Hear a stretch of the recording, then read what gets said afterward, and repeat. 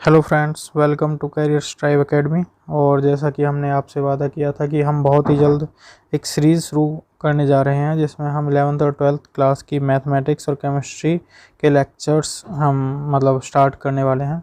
तो आज से हम स्टार्ट करने वाले हैं मैट्रिक्स चैप्टर 3 12th क्लास का। और दोस्तों, पैरेलली ये थोड़ा डिफ़िकल्ट होता है कि हम एक से ज़्यादा सब्जेक्ट या टॉपिक्स लेकर लेक्चर्स अपलोड कर सकें, लेकिन I will try my best कि मैं जल्दी से जल्दी 11th क्लास का भी कोई चैप्टर स्टार्ट कर सकूं।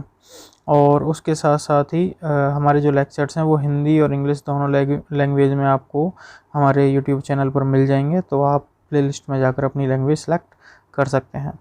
तो चलिए दोस्तों, आज का लेक्चर स्टार्ट करते हैं। दोस्तों, आपका सबसे पहला जो क्वेश्चन है वो ये होगा कि सर मैट्रिक्स होती क्या है। देखिए, मैट्रिक्स जो है एक हम कह सकते हैं कि एक एरे है। मीन्स एक कलेक्टिव वे में जब हम बहुत सारे नंबर्स को रिप्रेजेंट करते हैं तो उनका एक वे है, उनका रिप्रेजेंटेशन करने का एक वे है जिसको हम एरे एक सिस्टमेटिक वे में प्रेजेंट करते हैं। अभी मैट्रिक्स की कहाँ ज़रूरत होती है और मैट्रिक्स को किस तरह से प्रेजेंट किया जाता है वो मैं आपको बताने वाला हूँ। तो देखिए दोस्तों, जैसा कि आपने अब तक 10th 11th 9th क्लास में पढ़ा होगा कि आप लीनियर इक्वेशंस को सॉल्व करते हैं। लीनियर इक्वेशंस मतलब ऐसे इक्वेशंस जिनमें जो वेरिएबल है उसकी पावर जो है 1 होती है। तो ऐसी इक्वेशंस को सॉल्व करने के लिए आपने बहुत सारे मेथड्स जो है पढ़े होंगे अब तक।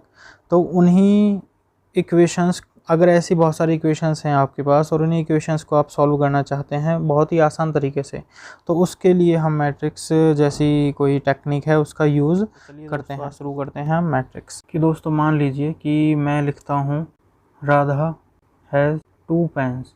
इतनी बड़ी लाइन को अगर मैं एक छोटे फॉर्मेट में लिखना चाहूँ तो मैं कुछ अगर इस तरह लिखूँ इसको, तो ये जो रिप्रेजेंटेशन, ये जो मैंने स्क्वायर ब्रैकेट्स लिखे हैं यहाँ पर आप इजीली समझ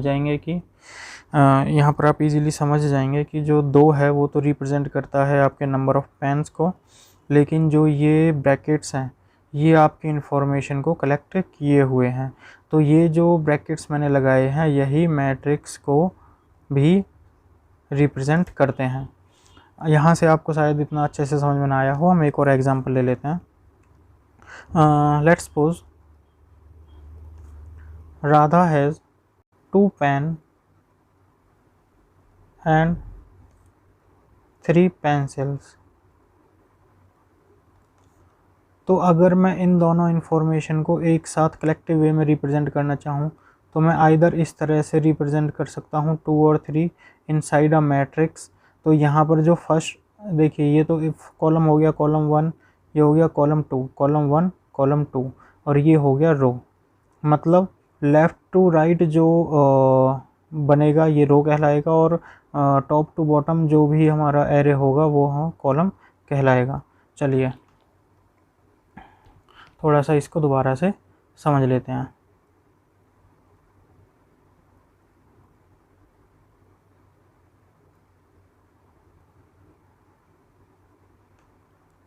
तो जैसा मैंने आपको अभी अभी बताया कि ये जो है ये कॉलम 1 है और ये कॉलम 2 है। इसी तरह से यहाँ पर हम देखें तो ये रो 1 है, रो 1, क्योंकि एक ही रो है दोस्तों तो ये रो 1 कहलाएगी। अभी हम कह सकते हैं कि जो कॉलम 1 है वो रिप्रेजेंट करता है किसको, 2 को, और 2 है number of pens. That means जो कॉलम 1 है वो नंबर ऑफ़ पेन्स को रिप्रेजेंट करता है, और इसी तरह से जो कॉलम 2 है वो आपको प्रेजेंट करता है नंबर ऑफ़ पेंसिल्स को। या तो आप इसको इस तरह से हॉरिजॉन्टल वे में लिख सकते हैं, अगर आप इसको चाहें तो वर्टिकल वे में भी लिख सकते हैं। 2 3 अगर मैं इसको लिखना चाहूँ इस तरह से इनसाइड अ ब्रैकेट, तो यहाँ पर आप देखेंगे कि ये रो 1 है और इसी तरह से ये रो 2 है। लेकिन यहाँ पर आप देखेंगे कि इस बार केवल कॉलम एक ही कॉलम जनरेट हुआ है। तो हम कह सकते हैं कि जो रो 1 है वो रिप्रेजेंट करती है नंबर ऑफ़ पेन्स को, और जो रो 2 है वो रिप्रेजेंट करती है नंबर ऑफ़ पेंसिल्स को। ये तो हुई केवल एक छोटी सी इन्फॉर्मेशन को कलेक्ट करने की बात। तो अगर हम बात करें कि अगर हमारे पास इससे ज़्यादा इन्फॉर्मेशन हो तो हम उसको किस तरह से कलेक्ट या फिर रिप्रेजेंट कर सकते हैं उसकी बात। तो चलिए दोस्तों एक और एग्जांपल ले लेते हैं। तो एग्जाम्पल नंबर 2 अगर हम लेते हैं, मान लीजिए मैं यहाँ पर लिखना चाहता हूँ कि Radha has 3 pens and 2 pencils, और इसके साथ साथ मैं थोड़ी और इन्फॉर्मेशन भी लिखना चाहता हूँ। यहाँ पर मैं लिख देता हूँ श्याम हैज़, कोई और नंबर लिख देता हूँ यहाँ पर, 2 पेन्स एंड 4 पेंसिल्स। इसके अलावा अगर आप और ज़्यादा इन्फॉर्मेशन को लिखना चाहते हैं तो आप लिख सकते हैं कि राज हैज़ 10 पेन्स एंड 3 पेंसिल्स। अब इतनी सारी इन्फॉर्मेशन है मेरे पास। तो फ्रेंड्स देखिए, मेरे पास यहाँ पर 3 तरह की इन्फॉर्मेशन है, जिनमें से जो सबसे पहली इन्फॉर्मेशन है वो है इन लोगों के जो नाम हैं कि किन किन लोगों के पास कितने कितने पेन और पेंसिल हैं, और उसके बाद नंबर ऑफ़ पेन्स और नंबर ऑफ़ पेंसिल्स। तो इनको अगर मैं एक कलेक्टिव वे में, एक समराइज वे में लिखना चाहूँ तो इस तरह लिख सकता हूँ, 3 देन 2 देन 10 और उसके बाद 2 4 3। और मैट्रिक्स फॉर्मेट में जो, क्योंकि हम लिखने वाले हैं तो मैट्रिक्स का जो सिंबल है वो स्क्वायर ब्रैकेट्स होते हैं बड़े वाले। अब यहाँ पर आप देखेंगे कि मेरे पास अगर मैं यहाँ लिखना चाहूँ तो ये है रो 1, ये है रो 2, ये है रो 3। तो इसमें 3 जो है रो हैं, 1 2 3, और इसी तरह से यहाँ पर ये है कॉलम 1 और ये है कॉलम 2। तो इसको मैं कह सकता हूँ कि इसमें 3 तो रो हैं और 2 कॉलम्स हैं। अगर इन रो और कॉलम को मैं बताना चाहूँ कि कौन सी रो क्या रिप्रेजेंट करती है और कौन सा कॉलम क्या रिप्रेजेंट करता है, तो आप इसको ईजिली मतलब अंडरस्टैंड कर पाएंगे। तो देखिए दोस्तों, जो रो 1 है उसमें आपने देखा कि 3 पेन्स और 2 पेंसिल्स की इंफॉर्मेशन दी गई है। तो मैं कह सकता हूँ कि यहाँ पर ये जो रो है ये राधा के बारे में इंफॉर्मेशन देती है कि राधा के पास कितनी पेन और कितनी पेंसिल हैं। इसी तरह से आप यहाँ इसको कोरिलेट करने की ट्राई कीजिए, 2 पेन्स और 4 पेंसिल्स। तो यहाँ पर ये हमें श्याम की इंफॉर्मेशन देती है कि श्याम के पास कितनी जो है पेन और कितने पेंसिल्स हैं। और उसके बाद इसी तरह से ये जो थर्ड है ये आपको इन्फॉर्मेशन देती है राज के बारे में।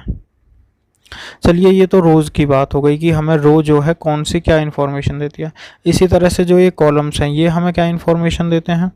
देखिए, जो पहला है इसमें आप देखेंगे कि हमने केवल 3 to 10 इसको समराइज़ किया है, 3 to 10, 3 to 10। तो ये जो है हमें पेन के बारे में इंफॉर्मेशन देता है कि किसके पास कितने पेन है। इसी तरह से ये जो है ये हमें पेंसिल्स के बारे में इंफॉर्मेशन देती है। तो आपको ये चीज़ तो समझ में आई होगी कि मैंने इतनी एक लार्ज जो इन्फॉर्मेशन है उस लार्ज इन्फॉर्मेशन को मैंने किस तरह से इस शॉर्ट फॉर्मेट में रिप्रेजेंट कर दिया। तो दोस्तों, यही एक मैट्रिक्स की मतलब एक ब्यूटी है कि हम एक बहुत बड़ी इन्फॉर्मेशन को शॉर्ट वे में लिख सकते हैं। आपने ऑब्ज़र्व किया कि ये जो इन्फॉर्मेशन है ये एक रेक्टेंगुलर इन्फॉर्मेशन है। रेक्टेंगुलर का मतलब ये है कि इसमें 3, इसमें जो है एक रेक्टेंगल फॉर्मेट में हम किसी भी इंफॉर्मेशन को रिप्रेजेंट करते हैं। तो अगर मैं एक मैट्रिक्स की डेफिनेशन देना चाहूँ तो क्या मैं ऐसा लिख सकता हूँ कि मैट्रिक्स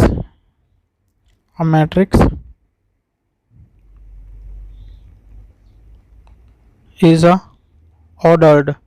ऑर्डर्ड का मतलब हो गया कि वेल ऑर्डर्ड, मतलब वेल अरेंज्ड, या फिर मैं कह सकता हूँ वेल अरेंज्ड।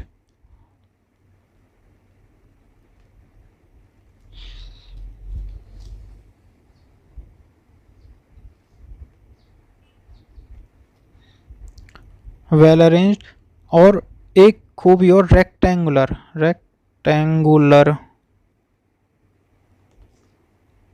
एरे और अरेंजमेंट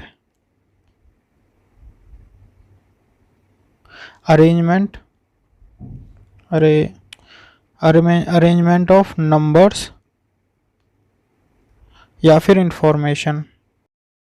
तो दोस्तों, हम कह सकते हैं कि जो एक मैट्रिक्स है वो वेल अरेंज्ड ऑर्डर्ड वे होती है किसी भी इंफॉर्मेशन को रिप्रेजेंट करने का, एक रेक्टेंगुलर वे में। अब रेक्टेंगुलर में हम आगे स्क्वायर भी पढ़ेंगे, तो कंफ्यूज मत होना उन चीज़ों से ना, क्योंकि रेक्टेंगुलर का ही एक पार्ट होता है स्क्वायर। तो छोड़ो अभी इन चीज़ों को, भूल जाओ।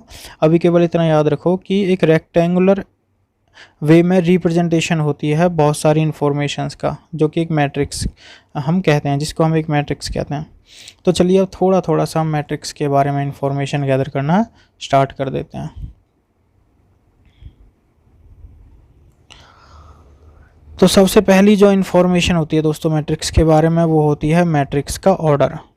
मैट्रिक्स का ऑर्डर क्या होता है? मान लीजिए मैं कोई एक एग्जांपल के तौर पर कोई मैट्रिक्स एग्जांपल ले लेता हूँ, एग्जांपल के तौर पर कोई मैट्रिक्स बना लेता हूँ यहाँ पर। अब ये मैट्रिक्स इसका कौन सा नंबर क्या रिप्रेजेंट कर रहा है वो मैं यहाँ पर कुछ भी बताने वाला नहीं हूँ।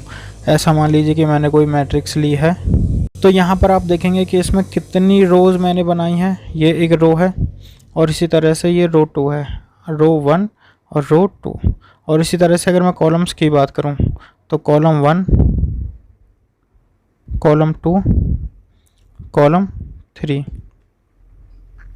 तो जो इसका ऑर्डर होगा दोस्तों, जो किसी भी मैट्रिक्स का ऑर्डर होता है, वो हमें बताता है कि उस मैट्रिक्स में कितने नंबर ऑफ रोज़ हैं और कितने नंबर ऑफ कॉलम्स हैं। तो यानी कि मैं यहाँ पर कह सकता हूँ कि इस मैट्रिक्स में 2 रो हैं और इस मैट्रिक्स में 3 जो है कॉलम है। तो ये जो है इस मैट्रिक्स का ऑर्डर कहलाएगा। क्या कहलाएगा दोस्तों? ये इस मैट्रिक्स का ऑर्डर कहलाएगा। इसमें 2 तो रो हैं और 3 है कॉलम, ये इसका मैट्रिक्स कहलाएगा। और दोस्तों सबसे बड़ी इन्फॉर्मेशन इसमें हमें क्या मिलती है, देखिए यहाँ पर जो भी नंबर्स होते हैं जो एक मैट्रिक्स को मतलब बनाने के लिए यूज़ किए जाते हैं, कोई फंक्शन हो, कोई नंबर हो, कोई इन्फॉर्मेशन हो, उसको हम उस मैट्रिक्स के एलिमेंट्स कहते हैं, एलिमेंट्स। और अगर आप एलिमेंट्स नहीं कहना चाहते तो इनको इसकी एंटिटी भी कह सकते हो, एंटिटी, नंबर्स, एलिमेंट्स। ठीक, चलिए मान लीजिए मेरे पास कोई मैट्रिक्स है जिसमें ए, बी, सी और डी 4 एलिमेंट्स हैं। तो दोस्तों आप बता सकते हैं कि इसमें 2 रोज हैं और 2 कॉलम है, तो इसका जो ऑर्डर है वो 2/2 हो गया। हम जो ऑर्डर है उसको पढ़ते हैं 2/2, 3/2, मतलब ये जो क्रॉस मल्टीप्लाई का मैंने सिंबल लगाया है, इसको हम बाय पढ़ते हैं। अगर मैं इसमें लिखना चाहूँ, मान लीजिए कि ये मेरी जनरली हम कैसे रिप्रेजेंट करते हैं किसी मैट्रिक्स को, हम रिप्रेजेंट करते हैं कि उसमें कितने नंबर ऑफ़ रोज़ हैं। मान लीजिए i नंबर ऑफ़ रोज़ हैं by j number of column है। तो मैं किसी भी एलिमेंट को लिख सकता हूँ कि कोई एलिमेंट है किसी मैट्रिक्स का, अगर उस मैट्रिक्स का ऑर्डर i इंटू j है, तो मैं उसका एक जनरल जो रिप्रेजेंटेशन होगी नंबर की, उसको aij भी लिख सकता हूँ। चलिए थोड़ी सी और इन्फॉर्मेशन अगर मैं बताना चाहूँ, तो यहाँ पर आप देखिए ये जो a है, ये first row and first column का एलिमेंट है। तो मैं लिख सकता हूँ a को कि भाई ये a जो है ये पहली रो और पहले कॉलम का एलिमेंट है। इसी तरह से मैं जो b है इसको लिख सकता हूँ कि ये जो b है ये पहली रो और दूसरे कॉलम का नंबर है। इसी तरह से जो c है वो दूसरी रो और पहले कॉलम का एलिमेंट है। इसी तरह से जो d है वो दूसरी रो और दूसरे कॉलम का एलिमेंट है। तो मैं इस तरह से जितने भी एलिमेंट्स हैं किसी मैट्रिक्स के अंदर, उनको उनकी पोजीशन के अकॉर्डिंग डिफाइन भी कर सकता हूँ। कहने का मतलब ये है कि कोई भी मैट्रिक्स का जो एलिमेंट होता है उसकी पोजीशन के अकॉर्डिंग भी आप उनकी डेफिनेशन और उनकी लोकेशन आप इजीली बता सकते हो। अब इसकी ये इन्फॉर्मेशन मैंने आपको क्यों दी और इसका फ़ायदा क्या होएगा वो हम एक एग्जांपल के तौर पर समझ लेते हैं। तो चलिए इस एग्जांपल के थ्रू हम शुरू भी कर देते हैं आपकी जो एक्सरसाइज है चैप्टर 3 ऑफ 12th क्लास। तो चलिए शुरू करते हैं। तो मैं जो आज स्टार्ट करने वाला हूँ वो स्टार्ट करने वाला हूँ NCERT चैप्टर 3 और एग्जाम्पल 1। तो आज की क्लास में मैं केवल आपको एग्जांपल सिखाऊंगा, क्योंकि मैंने आपको बेसिक्स सिखाए हैं और उसके बाद मैं थोड़े थोड़े एग्जांपल्स के साथ भी आपको बेसिक्स सिखा दूंगा। उसके जब आप बेसिक्स सीख चुके होंगे, एग्जांपल्स मैं करा चुका हूँगा, तो इट्स योर रिस्पॉन्सिबिलिटी कि आप घर पर बैठकर अपनी जो एक्सरसाइज है 3.1 उसकी प्रैक्टिस करें। ऐसा नहीं है दोस्तों कि मैं नहीं समझाने वाला हूँ आपको 3.1, लेकिन मेरे समझाने से पहले अगर आप खुद अपने हाथों से उसकी प्रैक्टिस करेंगे तो ये बहुत अच्छा रहेगा आपके लिए। आप कि जो भी डाउट्स होंगे वो मैं नेक्स्ट क्लास में क्लियर करने की कोशिश करूँगा, या फिर मैं ऐसा करूँगा कि मैं फुल जो क्वेश्चंस हैं, मतलब जितने भी क्वेश्चंस हैं एक्सरसाइज 3.1 में, वो सारे के सारे मैं अपलोड कर दूँगा और वहाँ से आप अपने डाउट्स भी क्लियर कर सकते हैं। तो ये, लेकिन आपको जो भी इस क्लास में समझ में ना आए या फिर जो भी आपको इस क्लास का अच्छा लगा हो वो आप कमेंट करके हमें ज़रूर बताएँ। चलिए दोस्तों, तो शुरू करते हैं आपका एग्जाम्पल 1। तो जैसा कि आप देखेंगे कि आपकी जो NCERT बुक्स है उसमें लिखा है, consider the following information regarding the number of men and women workers in the 3 factories 1, 2 and 3। तो आप, मैं यहाँ पर स्क्रॉल भी कर दूंगा, आप वहाँ भी देख सकते हैं, वरना अपनी NCERT की बुक में भी देख सकते हैं कि कौन सा एग्जाम्पल की मैं बात कर रहा हूँ। ये है एग्जाम्पल 1। उसने लिखा है, उसने कुछ इन्फॉर्मेशन दी है जिसमें उसने नंबर ऑफ़ वर्कर्स के बारे में बताया है कि कितने मैन हैं और कितनी वोमेंस हैं 3 तरह की फैक्ट्रीज़ में। उसके बाद उसने बोला है कि represent the above information in the form of 2x3 matrix. तो दोस्तों देखिए, उन्होंने कुछ हमें जो इन्फॉर्मेशन दी है, मैं उसको यहाँ अगर लिख दूँ तो वो कुछ इन्फॉर्मेशन इस तरह से है कि उन्होंने पहली फैक्ट्री की बात करी है। पहली फैक्ट्री में उन्होंने बताया है कि 30 जो है मैन वर्कर्स हैं और 25 जो है वोमेन वर्कर्स हैं। उसके बाद जो उन्होंने इन्फॉर्मेशन हमें दी है वो है सेकंड फैक्ट्री में 25 मैन वर्कर्स और 31 वोमेन वर्कर्स हैं। इसी तरह से उन्होंने जो थर्ड फैक्ट्री के बारे में इन्फॉर्मेशन दी है वो है 27 man workers and 26 women workers. और ये जो है मैन को रिप्रेजेंट करते हैं और ये जो नंबर्स हैं वो वोमेन को रिप्रेजेंट करते हैं। अब वो हमसे क्या चाहते हैं, तो वो हमसे चाहते हैं कि हम जो भी ये इन्फॉर्मेशन है इसको 3/2 की एक रेक्टेंगुलर मैट्रिक्स में रिप्रेजेंट करें। तो कितना आसान है, देखिए मैं इसको ज़्यादा कुछ ना लिखकर मैं केवल इसको ऐसे लिख सकता हूँ कि the matrix that can be generated from the above information is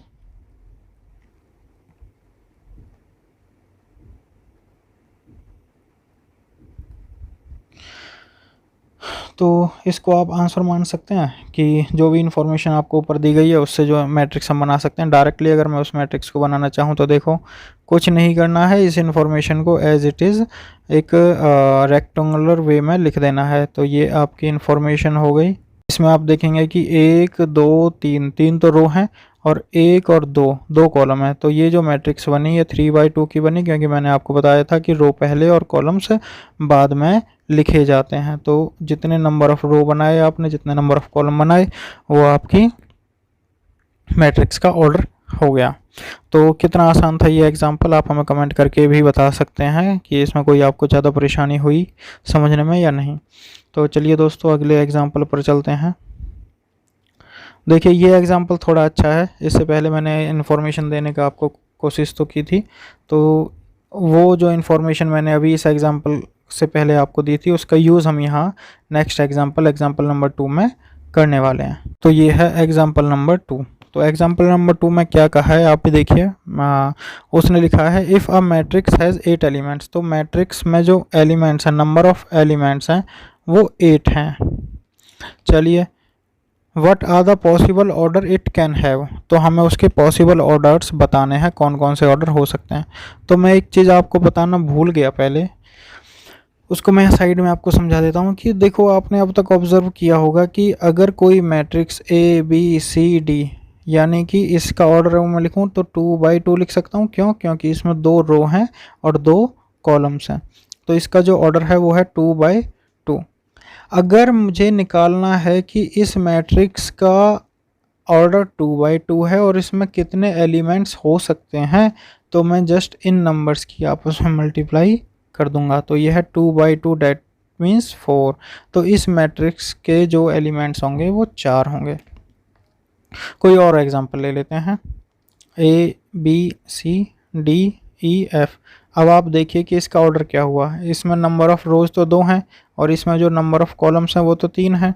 तो इसी तरह से अगर मैं देखना चाहूँ तो कह सकता हूँ भाई कि इसका ऑर्डर 2 × 3 है। तो कितने नंबर ऑफ़ एलिमेंट्स होंगे? इसके एलिमेंट्स होंगे 2 × 3 दैट इज़ 6। तो क्या ये सही है? हाँ जी, ये सही है।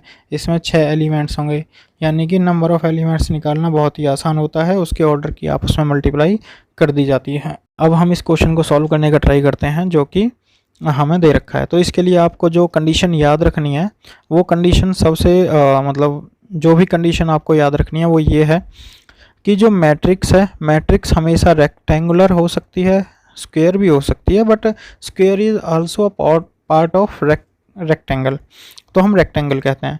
तो मैट्रिक्स हमेशा रेक्टेंगल हो सकती है, ठीक है।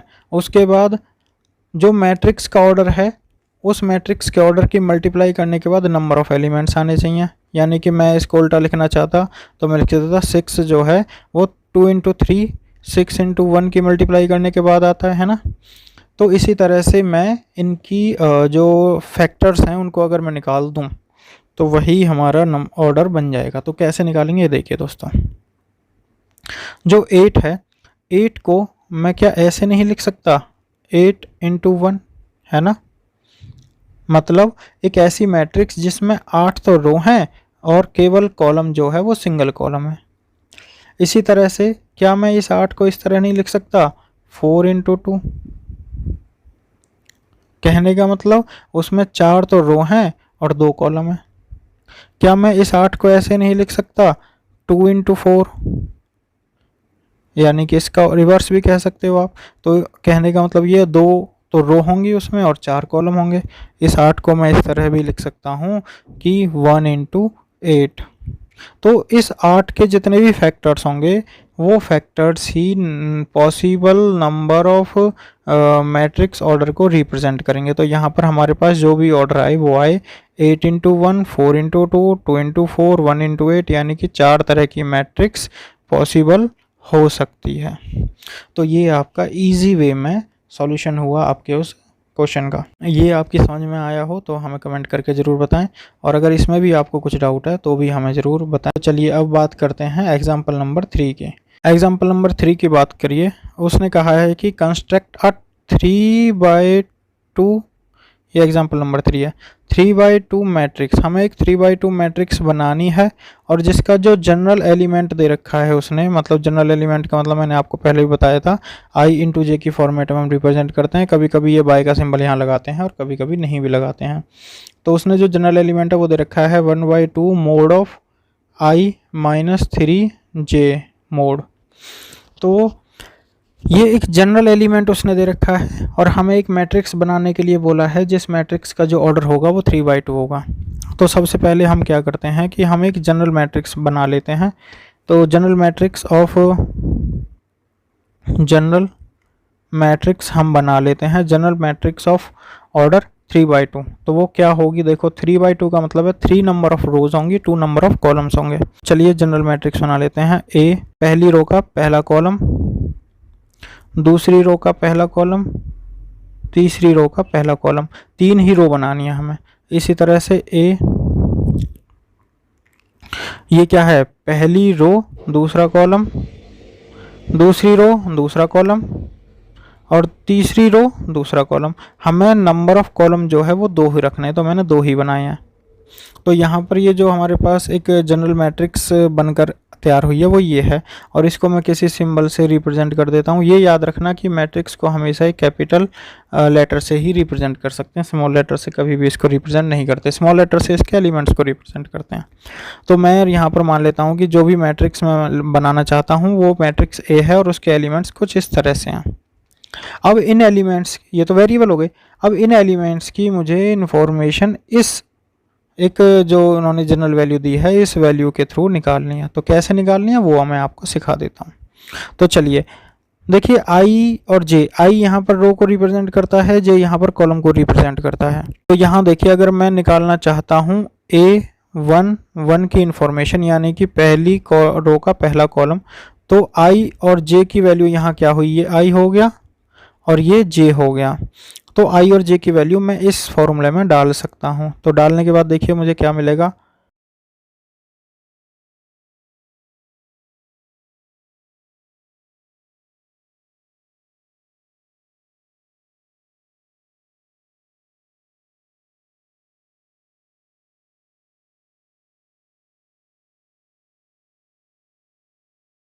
तो यहाँ पर मैंने इनकी वैल्यूज़ डाली और इसको सॉल्व करने के लिए मैं ट्राई कर रहा हूँ। तो सॉल्व करने के बाद आपको पता है कि यहाँ पर 1 - 3 जब आया तो ये जो 1 - 3 है ये -2 बचेगा और मॉड जो है उसका -2 का सिंबल मतलब प्लस कर देगा उसको, 2 से 2 कटेगा और 1 आ जाएगा। तो यहाँ से आपको क्या समझ में आया? आपको यहाँ से समझ में आना चाहिए कि जो आई और जे की वैल्यू है वो मैंने इनकी लोकेशन, इनकी पोजीशन के हिसाब से प्लेस किए हैं और जो भी आंसर आएगा वो उस एलिमेंट की वैल्यू होगी। इसी तरह से मैंने एक एलिमेंट की वैल्यू निकाली है, मुझे धीरे धीरे करके इन सारे एलिमेंट्स की वैल्यू को निकालना पड़ेगा, फाइंड आउट करना पड़ेगा। तो चलिए मैं फाइंड आउट कर लेता हूँ।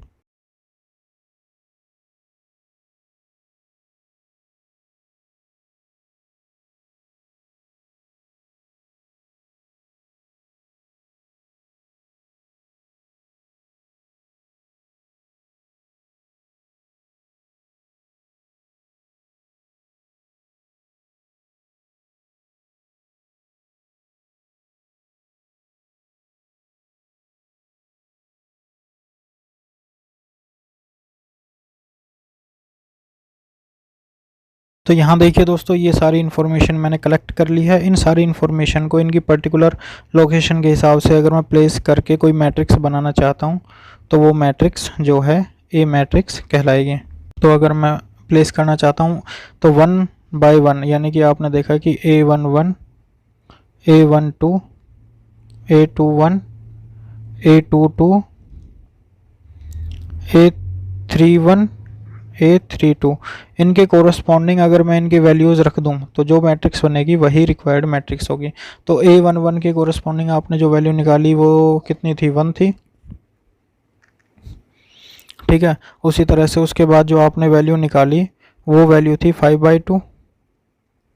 और यहाँ पर जो मतलब मैं क्या कर रहा हूँ, मैंने जो वैल्यूज़ फाइंड आउट किए हैं उन वैल्यूज़ को उनकी कोरस्पॉन्डिंग जो प्लेसेस हैं उन पर रख कर एक मैट्रिक्स की फॉर्मेट में रिप्रेजेंट कर दूंगा। तो ये देखिए, ये जो मैट्रिक्स बनी इसका ऑर्डर 3/2 है और यही मैट्रिक्स है जो हमें रिक्वायर्ड थी उस फॉर्मूले के अकॉर्डिंग। इस फॉर्मूले के अकॉर्डिंग जो मैट्रिक्स हमें बनानी थी वो यही है। तो उम्मीद करता हूँ कि ये एग्ज़ाम्पल भी आपको समझ आ गया होगा। इतना ज़्यादा कोई मुश्किल तो एग्ज़ाम्पल था नहीं, तो ये एग्ज़ाम्पल भी आपको समझ आ गया होगा। चलिए, अगर ये एग्ज़ाम्पल आपको समझ में आ गया तो थोड़ा सा हम इस चैप्टर को प्रोसीड करके आगे बढ़ा देते हैं। तो इसके बाद हम दोस्तों जो पढ़ने वाले हैं वो है टाइप ऑफ मैट्रिक्स। अभी आपने क्या सीखा? आपने उसके ऑर्डर्स, मैट्रिक्स के ऑर्डर के बारे में सीखा, मैट्रिक्स को बनाना सीखा, मैट्रिक्स के एलिमेंट्स की इंफॉर्मेशन, लोकेशन, ये सारी चीज़ें आपने धीरे धीरे करके एक एक एग्जाम्पल में सीखें।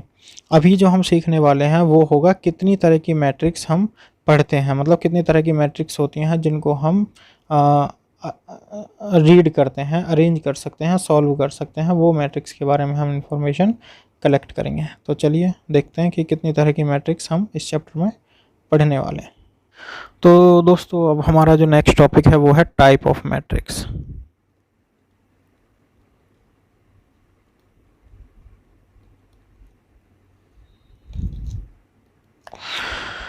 तो टाइप ऑफ मैट्रिक्स में सबसे पहले जो आती है वो आती है कॉलम मैट्रिक्स।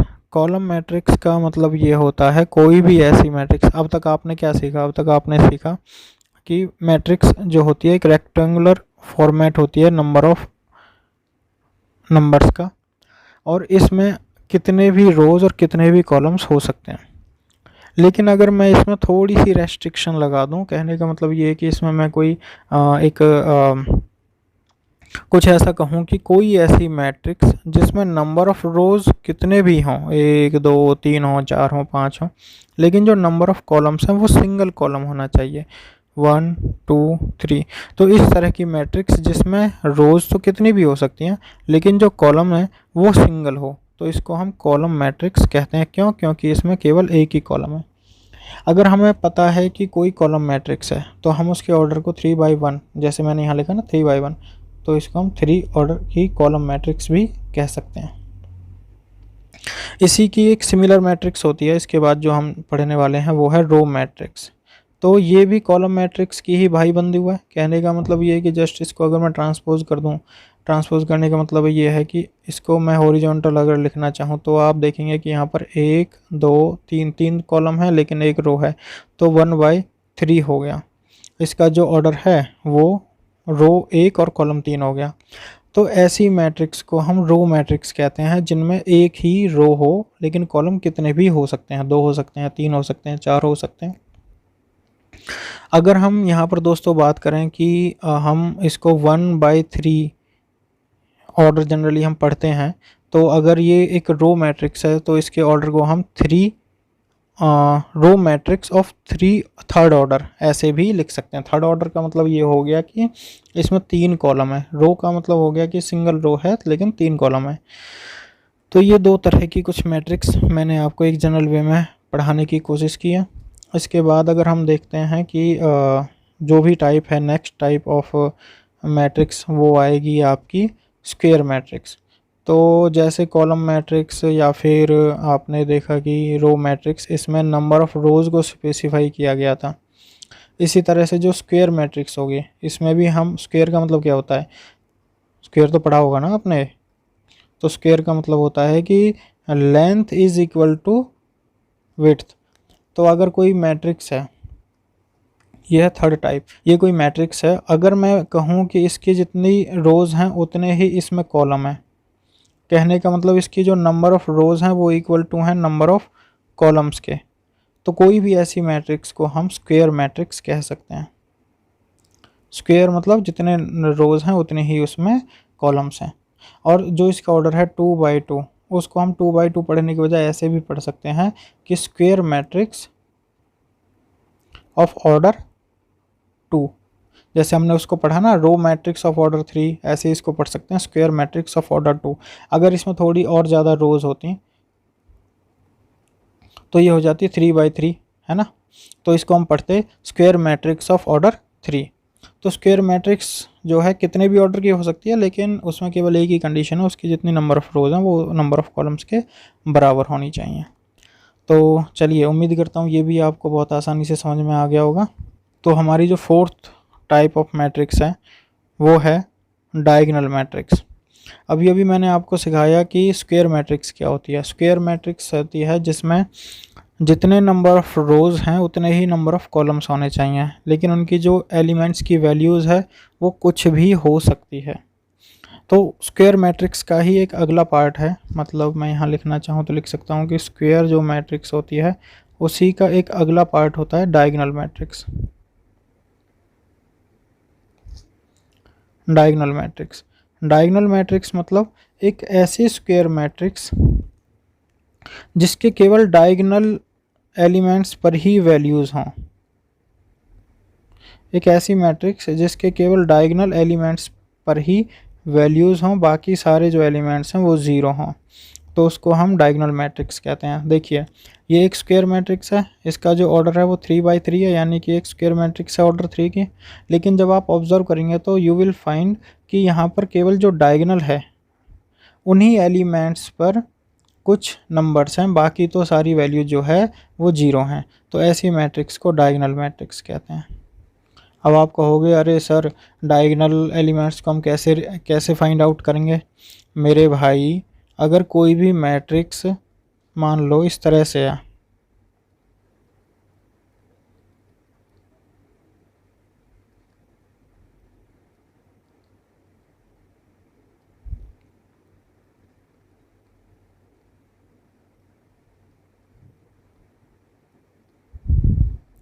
तो बहुत आसान है इसके डायगोनल एलिमेंट्स को रिप्रेजेंट करना। देखो, फाइंड आउट करना। देखो, ये एलिमेंट जिसकी जो लोकेशन है वो 1 1 है, यानी कि सिमिलर लोकेशंस, जो नंबर ऑफ़ रो और कॉलम जो पोजीशन है वो सेम है। इस तरह से ये एलिमेंट देखो, दूसरी रो का दूसरा और दूसरा कॉलम, और ये जो है ये तीसरी रो का तीसरा कॉलम। तो ये जो एलिमेंट्स हैं यही एलिमेंट्स डायगोनल एलिमेंट्स कहलाते हैं।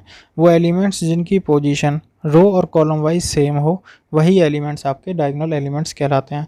तो एक डायगोनल मैट्रिक्स में ये ही जो ये एलिमेंट्स हैं इन्हीं की वैल्यूज़ होती हैं, बाकी जो वैल्यूज़ हैं वो सारी की सारी ज़ीरो होती हैं। तो अब समझ में आया कि आप डायगोनल एलिमेंट्स को कैसे पहचानोगे। चलो कोई बात नहीं। अब हम नेक्स्ट एग्जांपल ले लेते हैं, एग्जांपल नंबर 5 जो कि स्केलर मैट्रिक्स होगा।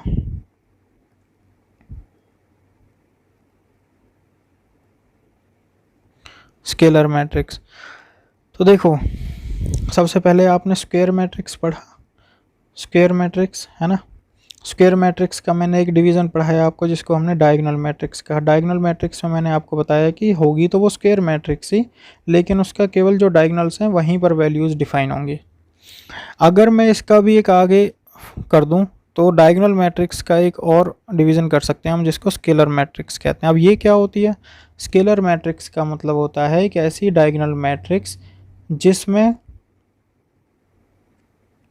वैल्यूज़ तो केवल डायगोनली डिफाइन होंगी, लेकिन वो जो वैल्यूज़ होंगी वो भी इक्वल होंगी, उनकी जो नंबर होंगे वो इक्वल होंगे। जैसे कि ये मैट्रिक्स है, इसमें आप देखो ये स्क्वायर मैट्रिक्स है, हाँ जी है, क्यों, क्योंकि इसके जितने नंबर ऑफ़ रो हैं उतने ही नंबर ऑफ़ कॉलम्स हैं।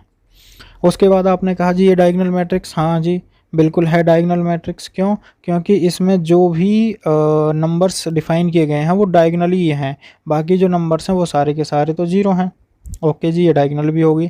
इसके बाद स्केलर कैसे हुई है, स्केलर का मतलब ये होता है कि जो भी नंबर डायगोनली हैं वो नंबर सारे के सारे इक्वल होने चाहिए।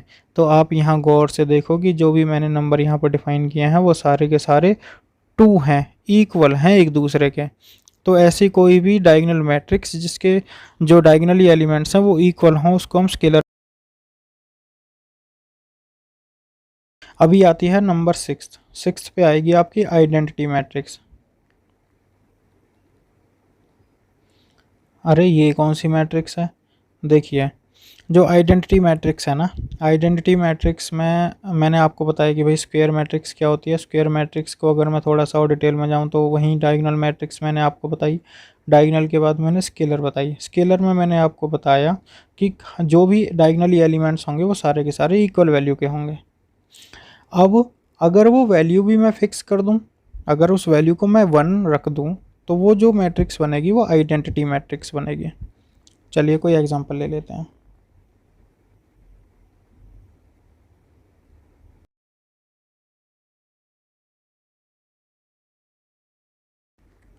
क्या एक स्क्वायर मैट्रिक्स है, हाँ जी ये स्क्वायर मैट्रिक्स है ऑर्डर 3 बाई 3 की। उसके बाद क्या ये जो वैल्यूज़ हैं ये डायगोनली हैं, हाँ जी ये डायगोनली हैं, यानी कि ये डायगोनल मैट्रिक्स भी कहलाएगी। जो भी ये नंबर्स हैं उनकी जो वैल्यूज़ हैं वो इक्वल है 1, तो वो स्केलर भी कहलाएगी। अगर ये वैल्यूज़ 1 होती हैं यानी कि आइडेंटिटी 1 के बराबर होती है यानी कि, तो इस मैट्रिक्स, इस स्पेशल काइंड ऑफ मैट्रिक्स को हम आइडेंटिटी मैट्रिक्स भी कह सकते हैं। जनरली हम इसको कैपिटल आई से रिप्रेजेंट करते हैं। ये किसी भी ऑर्डर की हो सकती है, ऑर्डर 1 बाई 1 हो सकता है, ऑर्डर 2 बाई 2 हो सकता है, 3 बाई 3, 4 बाई 4 जो भी हो सकता है, उससे कोई इशू नहीं है, लेकिन जो भी डायगोनली एलिमेंट्स हैं उनकी वैल्यू 1 होनी चाहिए। तो आइडेंटिटी मैट्रिक्स को हम आई से रिप्रेजेंट करते हैं generally. Identity matrix of 0 order, 1 order, 2 order, 3 order, इस तरह से हम इसको बोल सकते हैं। चलिए, तो ये भी हमें मतलब अच्छे से समझ में आ गया कि भाई जो आइडेंटिटी मैट्रिक्स होती है वो तो एक स्केलर मैट्रिक्स का ही और डायगोनल मैट्रिक्स का ही एक पार्ट होती है। तो उसके बाद जो भी बची, वो जो आखिरी मैट्रिक्स बची वो मैं आपको यहाँ पर समझा देता हूँ। तो आज की वीडियो में केवल मैं आपको इतना ही समझाने वाला हूँ। आप कहेंगे कि भाई आपने तो एक एक्सरसाइज भी पूरी नहीं करवाई। एक्सरसाइज बिल्कुल पूरी करवाऊँगा, उसके लिए मैं एक और वीडियो अपलोड कर दूंगा जिसमें आपको जो इसके जो बचे हुए एग्जांपल्स हैं उनको अच्छे से मैं एक्सप्लेन करूंगा। लेकिन ये वीडियो बहुत ज़्यादा लंबी हो गई है जिसकी वजह से अब मुझे ये यहाँ पर ख़त्म करनी पड़ेगी। तो मैं इसको एक आखिरी एग्जांपल के साथ ख़त्म कर देता हूँ, यानी कि जो मैं आखिरी टाइप आपको बताने वाला हूँ वो है टाइप 7 और वो है ज़ीरो मैट्रिक्स, वो है ज़ीरो मैट्रिक्स। अब ज़ीरो मैट्रिक्स क्या हुई भाई, जीरो मैट्रिक्स का मतलब ये है कि एक ऐसी मैट्रिक्स जिसके सारे एलिमेंट्स ही ज़ीरो हों, उसको हम जनरली कैपिटल ओ से रिप्रेजेंट करते हैं और इसको हम ज़ीरो मैट्रिक्स कहते हैं। इसका भी ऑर्डर कुछ भी हो सकता है। अब आप कहेंगे सर कि ये तो ज़ीरो मैट्रिक्स है, इसमें तो सारे एलिमेंट्स ज़ीरो हैं, तो इसकी क्या मतलब ये कहाँ पर यूज़ होगी, इसका तो कोई यूज़ नहीं है।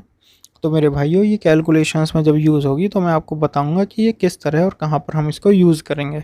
लेकिन जीरो मैट्रिक्स जब मैं बोलूँगा तो आपको केवल एक ही चीज़ समझ में आनी चाहिए कि एक ऐसी मैट्रिक्स है जिसमें जो भी एलिमेंट यूज़ किया गया है उसकी वैल्यू इक्वल टू ज़ीरो है। ठीक है, तो इस एग्जांपल के साथ मैं आज की वीडियो ख़त्म करूंगा दोस्तों, और उम्मीद करता हूं कि ये एक छोटी सी जो इनिशिएटिव है जो हम 11th और 12th क्लास की मैथमेटिक्स और केमिस्ट्री के लिए मतलब स्टार्ट कर रहे हैं, ये आप लोगों को पसंद आ रहा होगा। अगर आप हमें कोई भी सजेशन देना चाहते हैं तो आप नीचे कमेंट बॉक्स में लिख सकते हैं, और अगर आप को ये वीडियो पसंद आती है तो आप इसे अपने दोस्तों और फैमिली मेम्बर्स के साथ भी शेयर कीजिएगा। हमारे चैनल को सब्सक्राइब ज़रूर कीजिएगा, क्योंकि ये सब्सक्राइब करना आपके लिए बिल्कुल फ्री है, लेकिन ये हमारे लिए बहुत ही मोटिवेटेड है। तो आप हमारी वीडियो को लाइक भी कर सकते हैं, डिसलाइक भी कर सकते हैं। अगर आपको कुछ इसमें गलत लगता है तो डिसलाइक भी कर सकते हैं, लेकिन इसको शेयर कीजिएगा अगर आपको समझ में आता है, आपको अच्छा लगता है, ताकि ये और भी ज़रूरतमंद लोगों तक पहुंच सके। और फाइनली दोस्तों, सब्सक्राइब करना मत भूलिएगा हमारे चैनल को। और इसी के साथ आप सबका धन्यवाद।